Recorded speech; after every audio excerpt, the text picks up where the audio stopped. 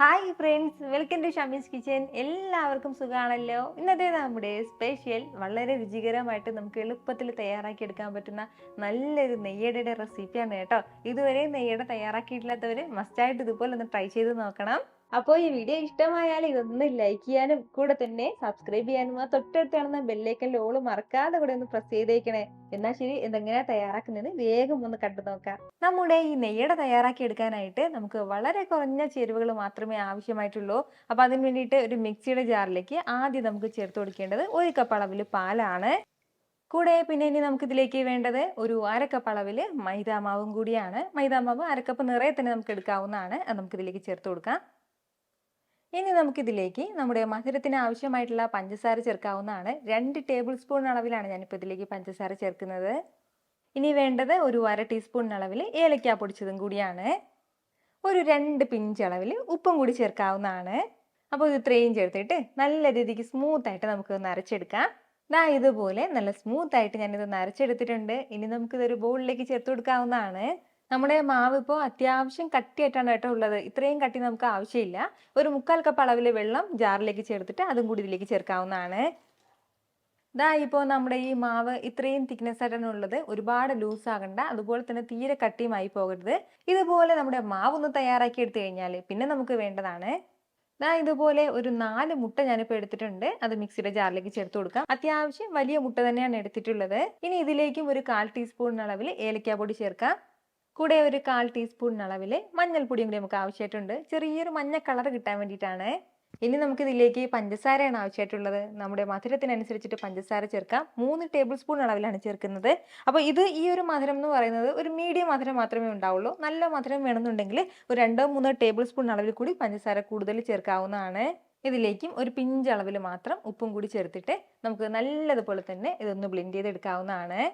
ദാ ഈ ഒരു രീതിക്ക് മുട്ടയും നന്നായിട്ട് ഇതൊന്ന് ബ്ലെൻഡ് ചെയ്തെടുത്തിട്ടുണ്ട്.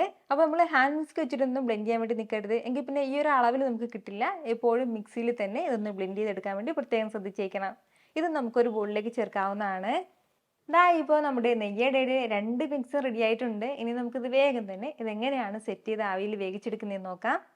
നമുക്കിനി ഇത് ആവിയിൽ വേവിച്ചെടുക്കേണ്ടതാണ്. അപ്പോൾ ഞാനിപ്പോൾ ഒരു ഇഡ്ഡലി ചെമ്പിലേക്ക് കുറച്ച് വെള്ളം വെച്ചിട്ടുണ്ട്. വെള്ളം നന്നായിട്ടൊന്ന് ചൂടായി വന്നിട്ടുണ്ട്. ഇതിലേക്ക് ഞാനിപ്പോൾ ഇഡ്ഡലി തട്ട് കമിഴ്ത്തി ഇട്ടിരിക്കുകയാണ് കേട്ടോ. ഇനി ഇതിന് മുകളിലേക്ക് നമുക്കൊരു പ്ലേറ്റ് വെച്ച് കൊടുക്കാവുന്നതാണ്. അത്യാവശ്യം കുഴിവുള്ളൊരു പ്ലേറ്റ് നോക്കി എടുക്കണം. അതല്ലാന്നുണ്ടെങ്കിൽ കേക്ക് ടിന്നാണെന്നുണ്ടെങ്കിൽ അതും വെക്കാവുന്നതാണ് കേട്ടോ. ഇതിലേക്ക് നമുക്ക് ഒരല്പം നെയ്യ് പുരട്ടി കൊടുക്കാവുന്നതാണ്. എല്ലാ സ്ഥലത്തും കംപ്ലീറ്റ് ആയിട്ട് നെയ്യ് പുരട്ടി കൊടുക്കാം. ഇതുപോലെ നെയ്യൊന്ന് പുരട്ടി കൊടുത്തു കഴിഞ്ഞാൽ ഇനി നമുക്കിതിലേക്ക് ആദ്യം ചേർത്ത് കൊടുക്കേണ്ടത് നമ്മൾ തയ്യാറാക്കി വെച്ചിരിക്കുന്ന നമ്മുടെ മൈദ മിക്സ് ആണ്. ആദ്യം മൈദയുടെ മിക്സ് തന്നെ ചേർക്കണം. എന്നിട്ട് ഇതുപോലെ നൈസായിട്ട് മാത്രം ലെയർ തയ്യാറാക്കാൻ പാടുള്ളൂ. ഒരുപാട് കട്ടിക്ക് മാവ് ഒഴിക്കരുത് കേട്ടോ.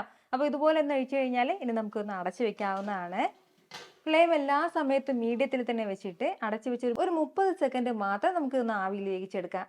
ഇതിപ്പോൾ ഒരു 30 സെക്കൻഡ് ആയിട്ടുണ്ട്. അത്രയും സമയം കൊണ്ട് തന്നെ ആ ഫസ്റ്റ് ലെയർ നന്നായിട്ട് ഇതിന് വെന്തിട്ടിട്ടുണ്ട്. ഇനി നമുക്ക് ബ്രഷിലേക്ക് ഒരു അല്പം നെയ്യ് എടുത്തിട്ട് അത് നമുക്ക് എല്ലാ സ്ഥലത്തേക്കും ഒന്ന് പുരട്ടി കൊടുക്കാം.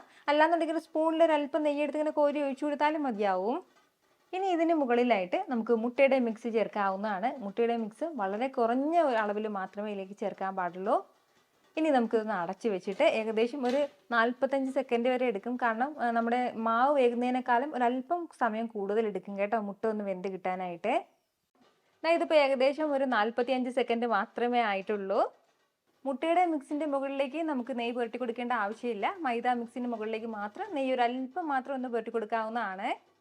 നമ്മുടെ ഈ നെയ്യട തയ്യാറാക്കി എടുക്കുമ്പോൾ 1-2 കാര്യങ്ങൾ നമ്മൾ ശ്രദ്ധിച്ചേക്കണം. നമ്മൾ അടുത്ത് നിന്ന് തന്നെ ഒന്ന് കുക്ക് ചെയ്തെടുക്കാൻ വേണ്ടി പ്രത്യേകം ശ്രദ്ധിക്കണം. അതായത് നമ്മൾ ഒരു ലെയർ ഒന്ന് ഒഴിച്ചു കൊടുത്തിട്ട് പിന്നീട് നമ്മൾ അടച്ചു വെച്ചിട്ട് ഒരു 5 മിനിറ്റ് കഴിഞ്ഞ് തുറന്ന് നോക്കി അങ്ങനെ ലെയർ അങ്ങനെ ഒഴിക്കാൻ വേണ്ടി നിൽക്കരുത്.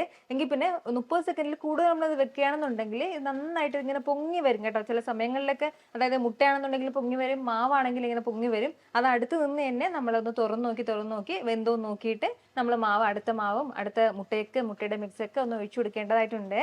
പിന്നെ ചില സമയങ്ങളിലെങ്കിലും നമ്മൾ ഈ മുട്ടയുടെ മിക്സ് ചേർത്ത് കൊടുക്കുമ്പോഴത്തേക്കും നന്നായിട്ട് ഇങ്ങനെ പൊങ്ങി വരും കേട്ടോ. അതായത് ഒരു 30 സെക്കൻഡ് കഴിയുമ്പോഴത്തേക്കും നല്ലതുപോലെ ഇതിങ്ങനെ പൊങ്ങി വരാൻ തുടങ്ങും. അപ്പോഴത്തേക്കും നമ്മൾ അടച്ചു വെച്ചിരിക്കുന്ന ആ ഒരു അടപ്പൊന്ന് മാറ്റി കൊടുത്താൽ മതിയാവും. ഒരു 15 സെക്കൻഡിലേക്ക് ഒന്ന് അടപ്പ് മാറ്റി വയ്ക്കുമ്പോഴത്തേക്കും ആ പൊങ്ങി വന്ന് നന്നായിട്ട് ഇങ്ങനെ താഴ്ന്നിട്ടുണ്ടാവും കേട്ടോ. ഈ 2 കാര്യങ്ങളാണ് നമ്മൾ നെയ്യട തയ്യാറാക്കുമ്പോൾ പ്രത്യേകം ശ്രദ്ധിക്കേണ്ടത്. നമ്മൾ എടുത്തിട്ടുണ്ടായിരുന്ന മുട്ടയുടെ മിക്സ് കംപ്ലീറ്റ് ആയിട്ട് കഴിഞ്ഞിട്ടുണ്ട്. ഇനി നമുക്ക് ഇതിലേക്ക് മാവും കൂടി ചേർക്കാവുന്നതാണ്. ഇത്രയും മാവ് മാത്രമേ ഇനി ബാക്കിയായിട്ടുള്ളൂ. ആ മാവ് കംപ്ലീറ്റ് ആയിട്ട് ചേർക്കുകയാണ്. മാവ് കംപ്ലീറ്റ് ആയിട്ട് ഇതുപോലെ ഒന്ന് ചേർത്ത് കൊടുത്തു കഴിഞ്ഞാൽ ഇനി ഇതിന് മുകളിലേക്ക് നമുക്ക് ഒരല്പം നട്ട്സ് ഒന്ന് പൊടിച്ച് ചേർക്കുകയാണ്. ഞാനിപ്പോൾ ബദാം പൊടിച്ചതാണ് ചേർക്കുന്നത്. ഇതിന് പകരം നമുക്ക് അണ്ടിപ്പരിപ്പ് ചേർക്കാവുന്നതാണ്. അതല്ലാന്നുണ്ടെങ്കിൽ കുറച്ച് കരിഞ്ജീരകം മുകളിലേക്ക് ഒന്ന് വിതറി കൊടുക്കാം. അതുപോലെ തന്നെ കറുത്ത എള്ളൊക്കെ ഒന്ന് വിതറി കൊടുക്കാം. അതൊക്കെ കാണുമ്പോൾ ഒരു ഭംഗി ഉണ്ടാവും. ഞാനിപ്പോൾ ഈ നട്ട്സ് മാത്രമേ ചേർക്കുന്നുള്ളൂ. നട്ട്സും ചേർത്ത് കൊടുത്ത് കഴിഞ്ഞിട്ട് പിന്നെ നമുക്ക് വേണ്ടത് ഇത് ഏകദേശം ഒരു 5 മിനിറ്റോളം നമുക്കൊന്ന് മീഡിയം ഫ്ലെയിമിൽ വേവിച്ചെടുക്കേണ്ടതായിട്ടുണ്ട്. നമ്മൾ ഇതുവരെ 30 സെക്കൻഡാണ് വേവിച്ചുകൊണ്ടിരുന്നത്. ഇനി എല്ലാം കൂടി കംപ്ലീറ്റ് ആയിട്ട് ഒരു 5 മിനിറ്റും കൂടി ഇങ്ങനെ ഒന്ന് വേകട്ടെ. ഇതിപ്പോൾ ഒരു 5 മിനിറ്റോളം ആയിട്ടുണ്ട്. അത്രയും സമയം കൊണ്ട് തന്നെ നല്ല സോഫ്റ്റ് ആയിട്ട് നമ്മുടെ ഈ നെയ്യുടെ വെന്ത് കിട്ടിയിട്ടുണ്ട്. ഇനി ഇതിന് മുകളിലേക്ക് ഒരല്പം നെയ്യും കൂടി ഒന്ന് പൊട്ടി കൊടുത്തിട്ട് നമുക്കൊന്ന് ഫ്ലെയിം ഓഫ് ചെയ്ത് വെക്കാവുന്നതാണ്. ഇനി നമുക്ക് ഇതിൽ വെച്ചിരിക്കേണ്ട ആവശ്യമില്ല. ഈ തട്ട് ഇനി നമുക്ക് ഇതിന്ന് മാറ്റി വെച്ചിട്ട് ഒന്ന് ചെറുതായിട്ടൊന്ന് തണുക്കട്ടെ. ഇതിപ്പോൾ അത്യാവശ്യം നല്ല ചൂടല്ലേ, ഈ ചൂടൊന്ന് മാറിക്കിട്ടട്ടെ. ഈ ചൂടൊന്ന് മാറിക്കഴിഞ്ഞാൽ പിന്നെ നമുക്ക് ഇഷ്ടമുള്ള ഷേപ്പിന് ഇതൊന്ന് കട്ട് ചെയ്തെടുക്കാവുന്നതാണ്. ഞാനിപ്പോൾ കുട്ടി കുട്ടി പീസാക്കിയിട്ടാണ് ഇതൊന്ന് കട്ട് ചെയ്തെടുക്കുന്നത്. ഒരുപാട് ലെയറൊക്കെ ആയിട്ട് ചെറിയ മധുരത്തോടു കൂടി തയ്യാറാക്കി എടുക്കാൻ പറ്റുന്ന നല്ല നെയ്യടയാണ് കേട്ടോ. അപ്പോൾ ഉറപ്പായിട്ട് ഇതുപോലൊരു നെയ്യട നിങ്ങളും തയ്യാറാക്കി നോക്കിയിട്ട് നിങ്ങളുടെ ഫീഡ്ബാക്ക് എനിക്കൊന്ന് മറക്കാതെ അറിയിച്ചേക്കണം. കാരണം നിങ്ങളുടെ ഫീഡ്ബാക്ക് കാണുമ്പോഴായിരിക്കും അത് മറ്റുള്ളവർക്കും തയ്യാറാക്കി നോക്കണം എന്നുള്ളൊരു പ്രചോദനം ഉണ്ടാകുന്നത്. എത്ര എളുപ്പത്തിലും രുചികരമായിട്ടാണല്ലേ നമ്മൾ തയ്യാറാക്കി എടുത്തിട്ടുള്ളത്. അപ്പോൾ ഇത് ഇഷ്ടമായാൽ ഇതൊന്ന് ലൈക്ക് ചെയ്യാനും കൂടെ തന്നെ നിങ്ങളുടെ ഫ്രണ്ട്സിനും ഫാമിലിക്കും എല്ലാവർക്കും ഇതൊന്ന് ഷെയർ കൂടി ചെയ്ത് കൊടുത്തേക്കണം.